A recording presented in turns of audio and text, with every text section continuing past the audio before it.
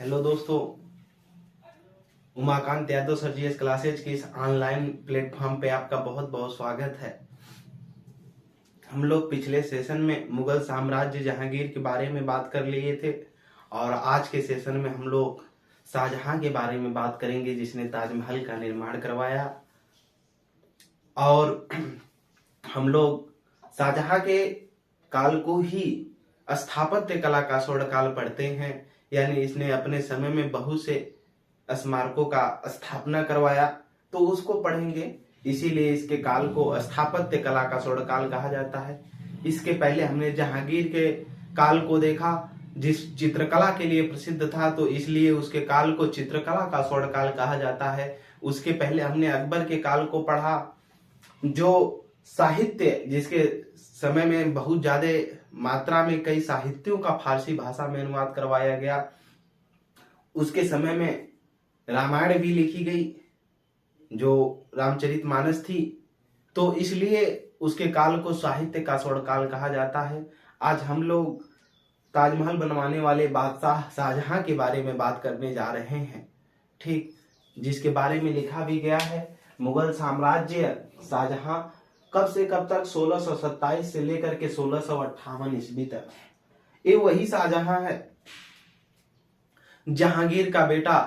दो बेटे थे जहांगीर के, एक था खुसरो और दूसरा था कौन? एक तो खुसरो मानबाई से पैदा हुआ था और शाहजहां का नाम खुर्रम था, ठीक। खुर्रम जगत गोसाई या जोधाबाई महाराजा, मारवाड़ के महाराजा थे राणा उदय सिंह, उन्हीं की पुत्री के गर्भ से इसका जन्म हुआ था। क्योंकि मुगलों ने मारवाड़, आमेर और सभी क्षेत्रों के राजाओं को पराजित करके उनको अधीनता स्वीकार कर लिया था और उनसे वैवाहिक संबंध स्थापित किया था, ठीक।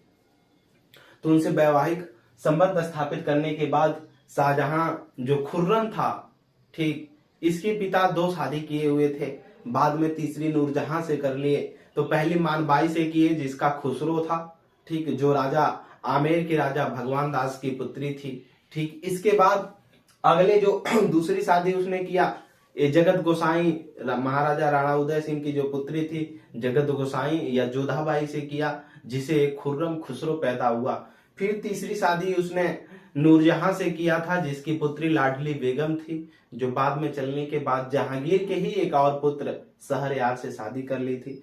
लास्ट में इसी उत्तराधिकार के युद्ध के लिए शहरयार, जो जहांगीर का और पुत्र था दूसरा, और इसके खुर्रम के दोनों के बीच युद्ध हुआ, ठीक। युद्ध का मतलब लड़ाई हुई, और लड़ाई होने के बाद फिर खुर्रम को ही, शाहजहां को ही अगला उत्तराधिकार मिला। क्योंकि 1627 ईस्वी में जब जहांगीर की मृत्यु हो गई, तो जो नूरजहां थी वो अपनी पुत्री लाडली बेगम का शादी शहरयार से की थी, जो कि जहांगीर का ही लड़का था।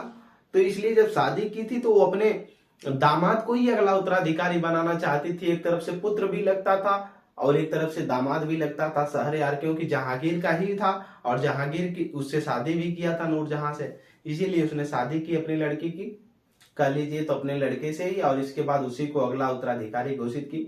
उस समय अहमदनगर के अभियान पर था शाहजहां, ठीक। वहीं का अहमदनगर का ही वजीर हुआ करता था मलिक अंबर, ठीक, जिसको सफलतापूर्वक पराजित करने के कारण इसको जहांगीर ने खुर्रम को ही शाहजहां की उपाधि दिया था। किसकी? शाहजहां की उपाधि दिया था। और इसको जब बात पता चला तो ये आया आगरा में, और आगरा में ही जो नूरजहां का भाई हुआ करता था आसफ खां, ठीक, उस समय के समय में वकील हुआ करता था और एक दीवान हुआ करते थे राज्य के अबुल हसन, दोनों ने इसका साथ दिया खुर्रम का, और इसने मिल करके शहरयार का विरोध किया और इसके बाद उसको राजगद्दी से हटा करके अपने अगला उत्तराधिकारी बनाया मुगल साम्राज्य का, जिसके बारे में हमको अध्ययन करना है 1627 से लेकर के 1658, जिसके काल को हम स्थापत्य कला का स्वर्णकाल कहते हैं। चलिए देखते हैं इसका जन्म, इसके बचपन का नाम, और पिता तो जहांगीर ही रहेगा, ठीक। आगे की तरफ देखेंगे, इसमें लिखेंगे शाहजहां का जन्म। शाहजहां का जन्म जन्म लिखेंगे इसमें तो 1592 ईस्वी। कब? 1592 ईस्वी। एक एक करके नोट करते जाएंगे, कहीं कोई दिक्कत होगी तो बताइएगा। इन लाहौर लिख लेंगे, लाहौर में हुआ था। ठीक, लाहौर।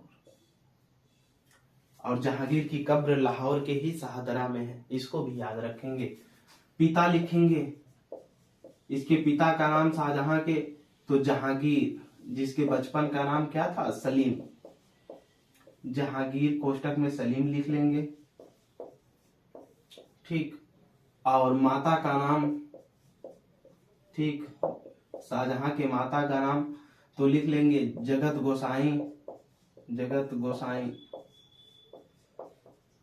जगत गोसाई, या इसी को कहा जाता था जोधाबाई।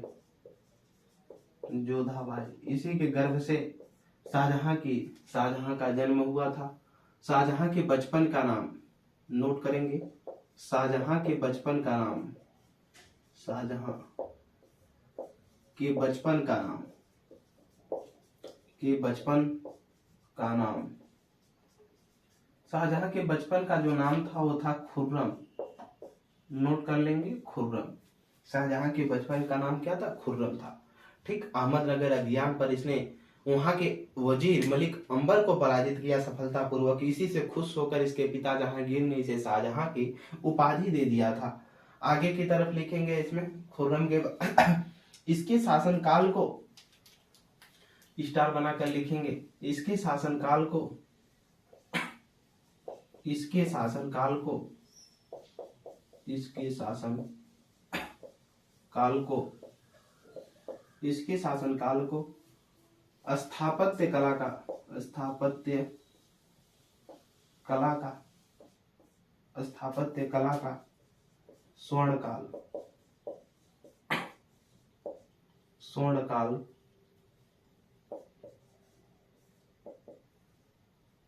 स्थापत्य कला का स्वर्ण काल कहा जाता है, कहा जाता है। ज्यादा स्मारक स्थापित करवाया इसलिए। ठीक, 1612 ईस्वी हेडिंग डालेंगे, 1612 ईस्वी, 1612 ईस्वी।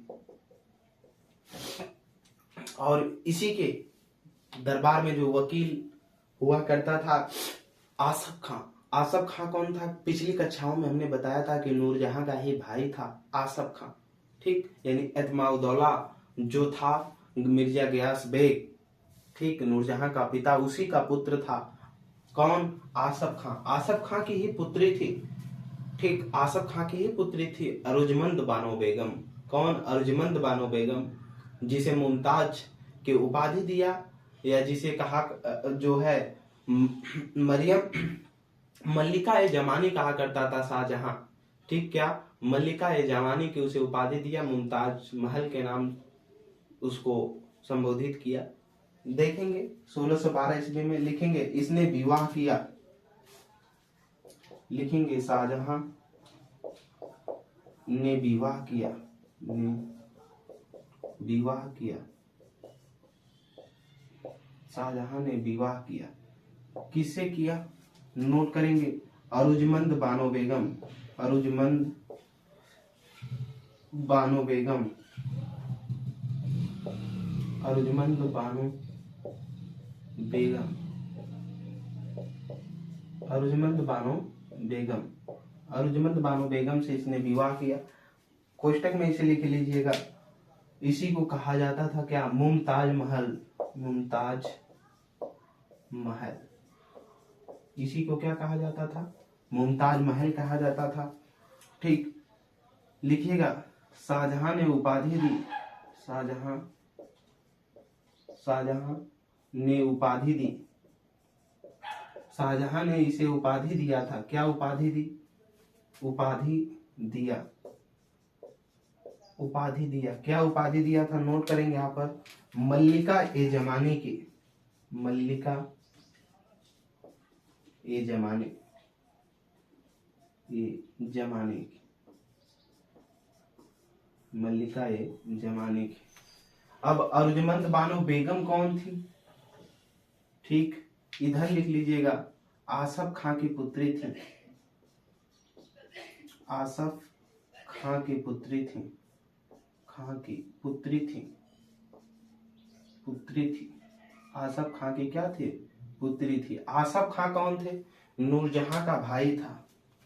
ठीक, ये कौन था?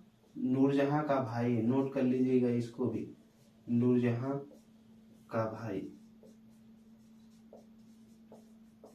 देख रहे होंगे सब लोग घर ही के आसपास में सबका शादी विवाह कर रहे हैं। ये मुगल काल ऐसा था। ठीक, तो इसने विवाह स्थापित किया। इससे कुल 14 बच्चे हुए। ठीक, जिसमें से 7 मर गए और 7 बचे। 14वें बच्चे के प्रसव पीड़ा के दौरान ही मुमताज महल की मृत्यु हो गई और उसी मृत्यु के उपरांत उसी के प्रेम के याददाश्त में शाहजहां ने क्या बनवाया था? ताजमहल बनवाया था। चलिए देखा जाए आगे की तरफ।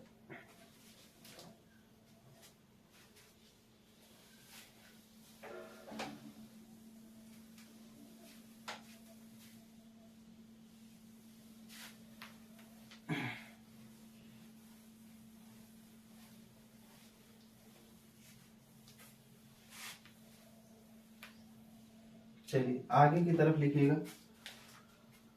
लिखिएगा स्टार बना करके। शाहजहां के पत्नी मुमताज महल के कुल 14 बच्चे हुए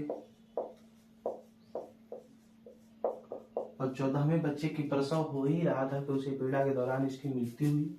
14 बच्चे हुए। ठीक, 7 मर गए और 7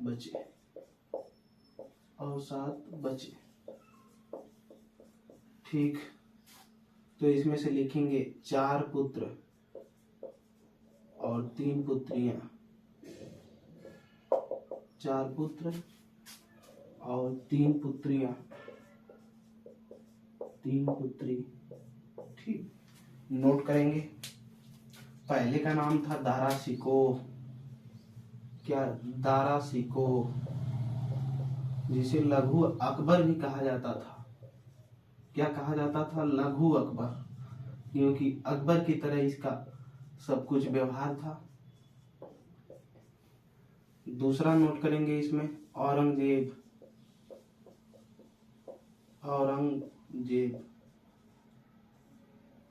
तीसरा नोट करेंगे इसमें शाह शुजा।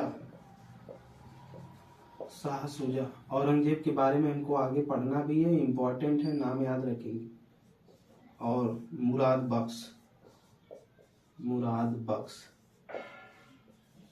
ठीक, पुत्रियों में देखेंगे तो जहां आरा पहला होगी। जहां आरा। दूसरा रोशन आरा।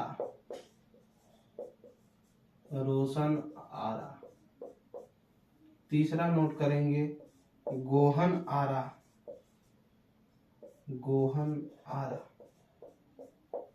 ठीक, नोट कर लीजिएगा। और लखनऊ में जब इमामबाड़ा देखने जाएंगे, ठीक, तो छोटे इमामबाड़ा को देखने के बाद, बड़ा इमामबाड़ा देखने के बाद छोटे इमामबाड़ा की तरफ या छोटी इमामबाड़ा देखने जाएंगे तो वहां का जो नवाब हुआ करता था उस समय अवध से लखनऊ के क्षेत्रों तक का, ठीक, उसने अपने पुत्री की मृत्यु के उपरांत अपने पुत्री से जिस प्रकार प्रेम करता था उसने इसी ताजमहल की नकल को उतारा है, लेकिन उतार नहीं पाया। ठीक, चलिए, तो ये शाहजहां के 14 पुत्र हुए, जिसमें 7 मर गए और 7 बचे थे। जो बचे थे हमने उनका नाम लिख दिया, जिसमें से 4 पुत्र थे और 3 पुत्रियां थी। आगे की तरफ लिखेंगे। अब प्रसव पीड़ा के दौरान मृत्यु हो गई तो शाहजहां अपनी पत्नी मुमताज से बहुत ज्यादा प्रेम करता था और उसी की याददाश्त में इसने ताजमहल का निर्माण करवाया। और ताजमहल का जब निर्माण करवाया तो शाहजहां ने क्या किया कि जो ताजमहल बनाने वाले लोग थे उनका हाथ कटवा दिया था कि दुनिया में फिर आगे ऐसा स्मारक न बन पाए। ठीक,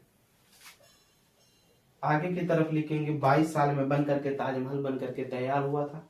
लिखेंगे 1631 से 1653 ईस्वी, 1631 से 1653 ईस्वी, 1631 से 1653 ईस्वी, लगभग 19-22 साल हो गए। लिखेंगे 22 साल, 22 ईयर्स में ताजमहल बनकर तैयार हुआ, ताजमहल बनकर तैयार हुआ। कहां पर? इन आगरा, ठीक, आगरा में। किस नदी के तट के किनारे?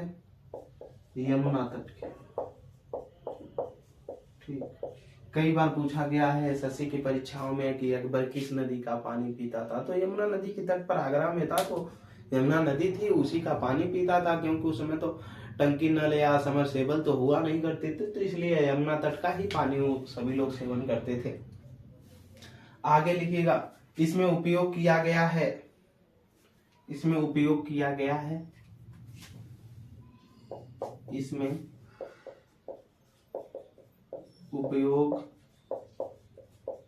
उपयोग किया गया सफेद संगमरमर। जो लोग देखे होंगे वो जानते हैं, सफेद संगमरमर, सफेद संगमरमर, मकराना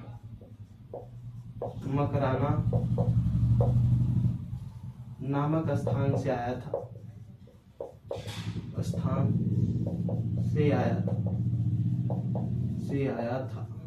मकराना कहाँ पड़ता है? ये राजस्थान के क्षेत्रों में है, ठीक, राजस्थान, मकराना नामक स्थान से आया था। जो इसमें उपयोग किए गए सफेद संगमरमर लगे हैं, किसमें? ताजमहल में, ठीक। आगे की तरफ देखेंगे, इसमें मुख्य स्थापत्य कलाकार, ताजमहल का मुख्य स्थापत्य कलाकार, ठीक, मुख्य स्थापत्य कलाकार। इसकी जो स्थापना किया मुख्य जो व्यक्ति था, और दूसरा लिखेंगे प्रधान मिस्त्री।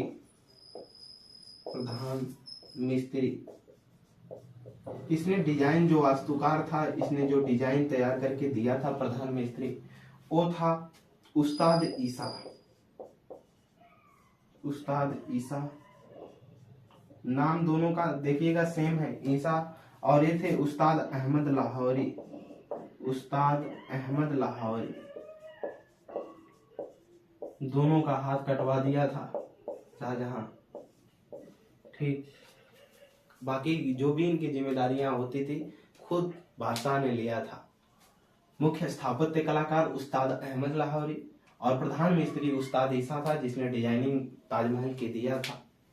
और याद रखिएगा, माना ऐसा जाता है कि ताजमहल का जो निर्माण हुआ है, इसमें पारस विदेशी क्यों सर्वाधिक देखने के लिए आते हैं, अभी हम बताते हैं। थोड़ा आप भी प्रयोग इसमें करते रहिए। लिखिएगा, प्रयोग की गई कला। इसमें ताजमहल में जो प्रयोग की गई कला है कौन सी है, तो आगे नोट करेंगे, प्रयोग की गई कला।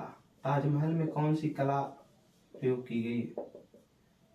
की गई कला, नोट करिएगा। इसमें पित्रा दुर्रा शैली,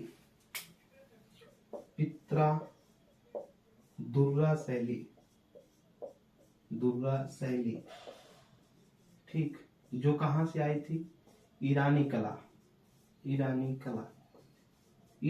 थी पित्रा दुर्रा शैली। शैली क्या होता है? मकान बनाने में जो भी डिजाइनिंग की जाती है वो एक प्रकार की शैली ही होती है, उसी प्रकार तो पित्रा दुर्रा शैली, ठीक, उसमें डिजाइनिंग के आकार में। पित्रा दुर्रा शैली का मतलब है, जब ताजमहल देखने जाएंगे तो लगभग इस तरह से, फिर आगे इस तरह से, इसमें करके डिजाइनिंग बनी होंगी इस तरह से, ठीक। इस प्रकार से जो डिजाइनिंग तैयार होंगी उसी को हम बोलते हैं इसमें, ठीक। और पित्रादुर्रा शैली में देखेंगे उस तरह से तो सबसे पहले जो पित्रादुर्रा शैली का मकबरा बना है वो हुमायूं के मकबरे में इस शैली का प्रयोग किया गया है। फिर पित्रादुर्रा शैली जो सफेद संगमरमर में हुमायूं में भी लगा है। और पित्रादुर्रा शैली का जो उदाहरण मिलता है ये नूरजहां के पिता जो थे आज मिर्जा गयास, ठीक, मिर्जा गयास के मकबरे में भी मिलता है, ठीक, पित्रादुर्रा शैली का। फिर ताजमहल में मिलता है। अब थोड़ा सा यहाँ बात समझना है। पित्रादुर्रा जो शैली है ईरान से मिली थी एक लाख। तो सर्वाधिक विदेशी ताजमहल को देखने क्यों आते हैं? बात यह है, कुछ लोगों का मानना है कि ताजमहल के अंदर शिव मंदिर है। कुछ लोगों का ये गलत है, जो भी है कि नहीं है अभी तक तो, क्योंकि उसकी जो निचली कब्र है मेन उसको नहीं दिखाया जाता है, उसी की लोकल की कब्र को ऊपर की तरफ बनाया गया है दूसरे तल पर, उसी को सभी लोग देख पाते हैं, उसी को भ्रमण करते हैं। माना जाता है कि ताजमहल के निर्माण में पारस पत्थर का प्रयोग हुआ है और उसमें पारस पत्थर लगा हुआ है। और पारस पत्थर का मतलब ये होता है जब उसमें कोई भी लोहे की वस्तु टच होगी तो सोने की बन जाएगी, ये आप सभी लोग जानते हैं। तो जो लगभग 1972 के करीब दौरान का समय था, अचानक एक युगल जोड़ा अपने बेटे मतलब लड़कों के साथ ताजमहल का दौरा करने जाते हैं। और इंदिरा गांधी की सरकार थी, ताजमहल की दौरा कर ही रहे थे कि वहां पर छोटा सा बच्चा था, वो चाबी के गुच्छे को लेकर के खेल रहा था, साथ साथ में घूम रहे थे पूरे युगल जोड़ा, और उसने कहीं चाबी को फेंका और टच होकर के पूरी चाबी सोने में बदल गई। सभी लोग आश्चर्यचकित हो गए। वहां पर लगी हुई जो और भी CISF की जो टीमें थी उसको पकड़ करके फिर सरकारी आदेश हुआ, ताजमहल के दौरे को लगभग 8 सालों तक बंद रखा गया। 72 के बाद से 8 सालों तक ताजमहल का यह दौरा बंद रहा। और बंद होने के बाद फिर 8 सालों के बाद इसको लगभग 8 साल में सघन जांच हुई। ASI भारतीय पुरातत्व जो सर्वेक्षण विभाग है इसके तहत एक एक कोने की जांच की गई, पारस पत्थर की खोज की गई, लेकिन पारस पत्थर नहीं मिला। फिर इसके बाद ताजमहल का स्टार्ट कर दिया गया। तो अंग्रेज कहते हैं भारत से कोहिनूर हीरा चला गया, भारत से सब कुछ चला गया, लेकिन बचा क्या रह गया? भारत से बस पारस पत्थर बचा रह गया। इसीलिए जब अंग्रेज ताजमहल को देखने आते हैं, कभी आप पहुंचिए तो वो एक एक कोने का स्टैंड में मोबाइल लेकर के एक एक कैमरे से पूरा हर कोने का एक एक जगह का पूरा फोटो खींचते हैं और वो ताजमहल को इस तरह से टच भी करके रगड़ते हैं। तब तक उधर से CISF की टीमें बोलती रहती है उसको रगड़ना मना है, संगमरमर में सॉरी बोलते रहते हैं। ठीक, अधिकतर की सोच यही होती है, लेकिन वो बताकर थोड़ी ना आएंगे कि हम पारस पत्थर लेने आए। चलिए ताजमहल का भ्रमण करिए। ताज की नगरी कौन? आगरा पेठा के लिए भी प्रसिद्ध है, चमड़ा के लिए भी प्रसिद्ध है। तो आगरा में है, सफेद संगमरमर से बनी है। जो संगमरमर आया था वो राजस्थान के मकराना नामक स्थान से आया था, ठीक। और इसमें जो प्रधान मिस्त्री जो इसकी डिजाइनर थे उस्ताद ईसा थे, और उसका मुख्य जो स्थापत्य कलाकार था जो उसको स्थापित किया वो उस्ताद अहमद लाहौरी थे, ठीक। और तब के समय में यानी 1631 से 1653 के समय में जो डिजाइनिंग की गई है ताजमहल की, आप कभी ताजमहल के बगल में खड़े होकर के उस डिजाइन को और उतनी ऊंचाइयों को अगर नापेंगे अपनी सोच से तो शायद उसकी तकनीकी को उस समय के बने हुए स्मारकों में सबसे बेहद और खूबसूरत भी है और बहुत कठिन भी है वैसा बनना। जिस समय में ना तो कोई क्रेन थी उतनी ऊंचाई तक हर चीजों को पहुंचाने के लिए, कैसे बना होगा, और लगभग 22 सालों में बना। उस समय भी कई लोग भूखों से और भी चीजों से मर गए, ठीक। कई अकाल आए उसमें मर गए, ठीक। लेकिन ताजमहल बनाने के आगे बादशाह ने कुछ नहीं सुना, ठीक। ये सारी आलोचनाएं हम आधुनिक भारत के इतिहास में भी देखेंगे, क्योंकि जब कंपनियों का आगमन होगा, ब्रिटिश ईस्ट इंडिया कंपनी से लेकर के पुर्तगाली ईस्ट इंडिया कंपनी और भी कंपनियों का जब आगमन होगा तो इनके बारे में थोड़ा सा चर्चा करना पड़ेगा कि आखिर कैसे वो कब्जा कर रहे थे और ये क्या कर रहे थे, ठीक। चलिए आगे की तरफ देखते हैं हम। अभियान, शाहजहां के द्वारा चलाए गए अभियान।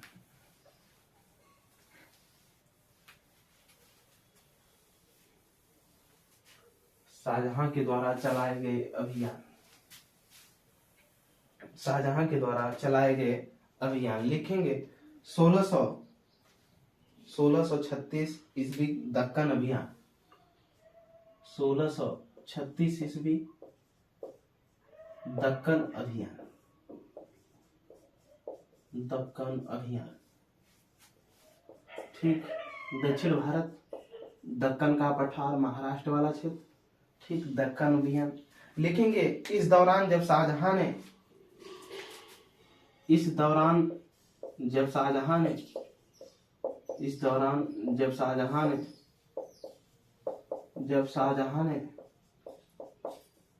इस दौरान जब शाहजहां ने इस अभियान पर गया तो इस अभियान पर गया तो इस अभियान पर गया तो इस अभियान पर गया तो इसे मीर जुमला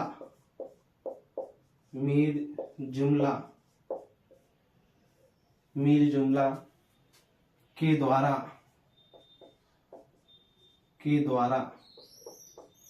कोहिनूर हीरा भेंट किया गया। कोहिनूर हीरा भेंट किया गया। हीरा भेंट किया गया। भेंट किया गया। भेंट किया गया, ठीक। कोहिनूर हीरा भेंट किया गया। मीर जुमला दक्कन साम्राज्य का उस समय शासक हुआ करता था और इसी के द्वारा कोहिनूर हीरा किसको भेजा गया? शाहजहां को। और ये लाएगा शाहजहां कहाँ? अब इसको वापस लाएगा आगरा में, और फिर जब तख्त एक ताउस दिल्ली में निर्माण करवाएगा, पीकॉक थ्रो सिंहासन का निर्माण करवाएगा, उसी समय इसको उसमें सेट करवाएगा, जिसे नादिर शाह इसकी मृत्यु के बाद लूटेगा। और लूटने के बाद इसको वापस लेकर कहाँ जाएगा? नादिर शाह इसको लूटने के बाद ईरान लेकर चला जाएगा कोहिनूर हीरा को, ठीक। कोही का मतलब होता है पर्वत, नूर का मतलब होता है रोशनी, ठीक। चलिए आगे की तरफ नोट करिएगा। 1638 ईस्वी 1638 ईस्वी, ये आगे का इतिहास कल देखते हैं अगली कक्षाओं में, ठीक। कि इसने दिल्ली में क्या क्या किया और क्या क्या स्थापित करवाया, ये सारी चीजों को। तो आज के लिए इतना ही। ज्यादा से ज्यादा इस चैनल को शेयर करें, और 15 नवंबर से आधुनिक भारत के इतिहास की एक नई क्लास स्टार्ट होगी, जिसमें हम लोग और भी बेहतरीन तरीके से बेसिक टू एडवांस की तरफ पढ़ेंगे। ज्यादा तक इन लोगों की सूचना पहुंचाते रहिए कि 15 नवंबर से नया बैच स्टार्ट होने जा रहा है, ठीक। मध्यकाल आधुनिक भारत के इतिहास का, ठीक। उमाकांत यादव सर जी, इस क्लासेज की ऑनलाइन भी पोर्टल पे जोड़ने के लिए आपका बहुत बहुत धन्यवाद।